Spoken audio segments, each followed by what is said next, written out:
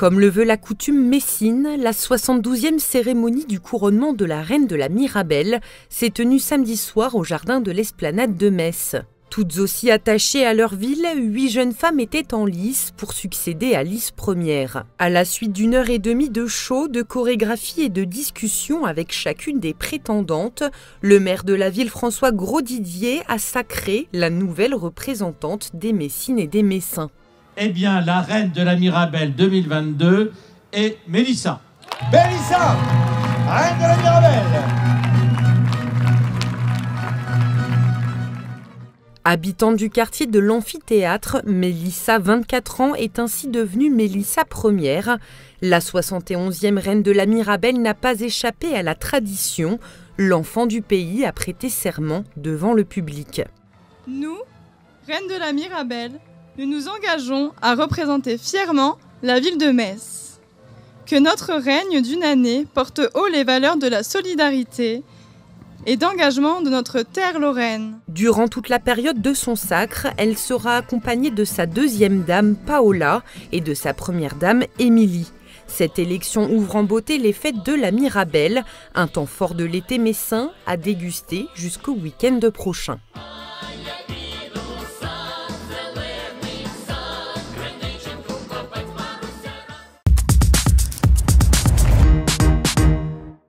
Aucun ennemi à l'horizon, mais le château des Ducs de Lorraine est pris d'assaut par une armée de visiteurs. Téléportés au Moyen-Âge, ces pèlerins remontent les pas des chevaliers. En montant au château, on se dit qu'avec 45 kg d'armure sur le dos, on n'a plus envie de se battre en arrivant, ou alors on est déjà mort. Pourtant, cette époque lointaine fait toujours fantasmer les gentilshommes. C'est bien, en plus là, cette année on a des Vikings en plus, qu'on n'avait pas il y a 2 ans, donc ça change, en plus ils se renouvellent, c'est bien. Rendez-vous incontournable des amateurs de reconstitution historique, la fête du château ravit même les puristes, comme aux Zulf, qui perpétue avec sa troupe les traditions vikings du Xe siècle. Tout ce que vous voyez sur nous, tout a été retrouvé ou archéologiquement ou iconographiquement. Donc il n'y a rien qui est laissé au hasard. On a des forgerons, on a des gens qui sculptent le bois, d'autres qui travaillent le bois, donc pour les auvents, les tables, etc. On essaie de tout refaire comme à l'époque. Pareil pour quand on mange, c'est pareil, la cuisine au chaudron. Privé de cap et d'épée pendant 2 ans, le public en prend plein les yeux, transporté par des joutes plus vraies que nature. On a envie de gagner, on va dire, hein, entre nous, et puis donner ce spectacle-là à tous ceux qui nous regardent. Et ben, cette émotion-là est très forte. Et quand on arrive enfin face à l'adversaire, il y a comme un soulagement comme ça, qui maintenant c'est bon. Casque vissé sur la tête, les chevaliers s'affrontent sous les encouragements des spectateurs ravis. Les combats, les joutes, tous les costumes, surtout le château de Sierre qui est vraiment une attraction vraiment idéale pour les jeunes et pour les adultes aussi. Avec ces événements festifs, l'association des Ducs de Lorraine redonne vie au château, tout en récoltant des deniers pour sa réhabilitation. En cette saison 2022, il fermera ses portes au soir du 11 novembre.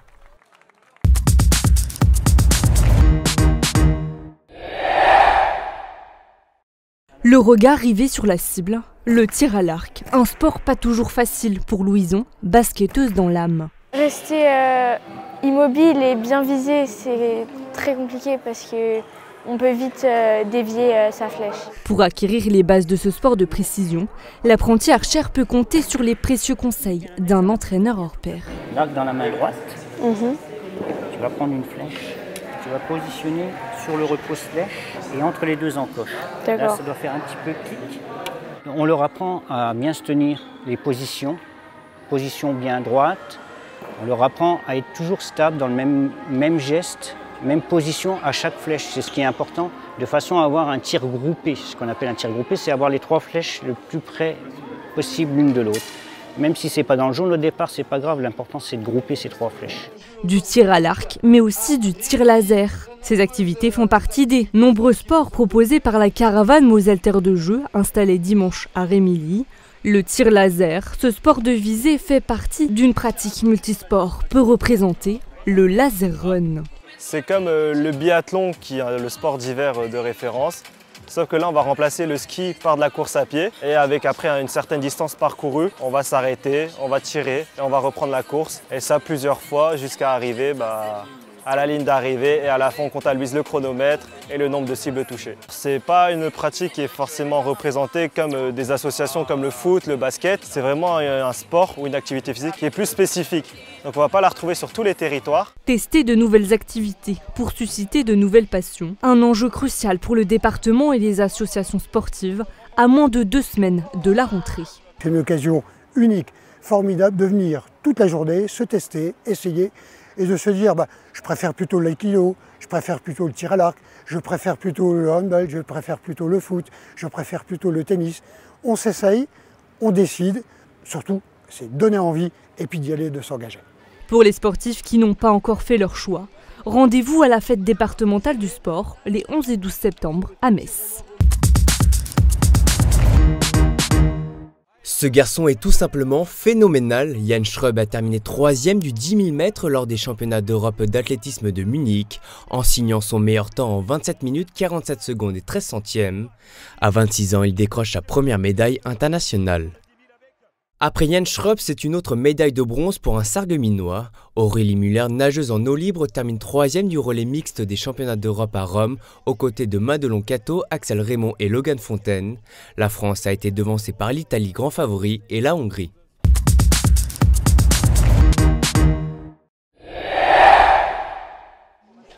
Un air viticole souffle sur Sichazel. À l'occasion des rendez-vous insolites, une 60aine d'œnophiles ont dégusté quelques verres et chacun a son cru préféré. J'ai découvert il y a quelques années les vins blancs de Lorraine, de Moselle surtout, et j'apprécie particulièrement l'Auxerrois. C'est un vin blanc sec qui est très agréable et qui passe dans avec beaucoup de plats régionaux. L'Auxerrois était intéressant et le crément aussi de Marange. Vin rouge, vin blanc. Au total, une dizaine de bouteilles de ces 3 viticulteurs mosellans sont proposées à la dégustation. Tout est une question de palais. Il y a des personnes qui aiment les vins secs ou les vins fruités. En Moselle, on fait autant des vins secs que des vins fruités. Ici, j'ai pris 2 vins fruités. C'est un Gewürztraminer qui est sorti cette année et un Frisant d'été. Et en sec, extra sec, j'ai pris de l'espiègle. On va regarder un peu la couleur du vin, on va sentir les arômes, qu'est-ce que ça évoque déjà dans notre esprit. Et en fait, rien qu'en le sentant, on se dit ça va être ça dans ma bouche, etc. Donc c'est ça le vin. En fait, c'est de se faire plaisir. On peut passer des heures autour d'une bouteille de vin à parler du vin. Une découverte pour les papilles, mais aussi pour la mémoire, puisque cette soirée se déroule à la maison de Robert Schumann, ancienne demeure de vignerons. Du XVIe siècle au début du XXe, 3 familles se sont succédées pour produire sur 20 hectares de vignes du vin blanc sec. À l'occasion de cette visite, les visiteurs ont pu découvrir un lieu peu dévoilé au public, les caves. Ce soupirin il permettait, au moment des vendanges, de faire rentrer une partie du vin par un système de tuyaux et d'entonnoirs qui étaient à l'extérieur. Pour découvrir d'autres sites passionnément Moselle sous un nouveau jour, rendez-vous au musée Georges de la Tour à Vic-sur-Seille le 28 août pour une après-midi théâtrale et musicale autour de Molière. L'image du jour dévoile cette tarte à la Mirabelle revisitée qui décroche le premier prix du concours de la tarte à la Mirabelle la plus originale. Cette création est signée Margot Pantecouteau, jeune pâtissière qui exerce au Salon Bleu, une enseigne du centre-ville de Metz. Il s'agissait de la première édition de ce concours proposé lors de la soirée de l'élection de la reine de la Mirabelle. Et parce que le visuel ne fait pas tout, vous pourrez la déguster dès ce mercredi 24 août.